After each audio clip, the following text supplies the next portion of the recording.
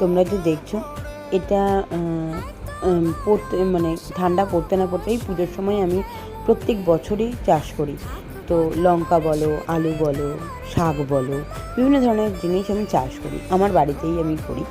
তো যেমন মাটিটা দেখছো, এই মাটিটাও কিন্তু আমি কিনি না, আর যা করি আমার ঘরের মধ্যে আমার নিজের হাতেই করি।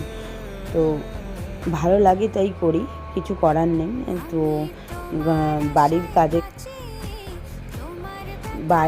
বাইরের তো কাজ করি, বাড়িরও কাজের সঙ্গে সঙ্গে এটা করতে বেশ ভালো লাগে, আসলে মনটাও বেশ ভালো থাকে। আমরা তো মেয়েরা বুঝতেই পারছো, আমরা হচ্ছি একুলো নয় ওকুলো নয়, কোনো কুলেই যায় না। তো এইভাবেই আমাদের মনগুলো ভালো রাখে। কেমন লাগলো অবশ্যই বলো, লাইক অ্যান্ড সাবস্ক্রাইব কিন্তু অবশ্যই করে দিও।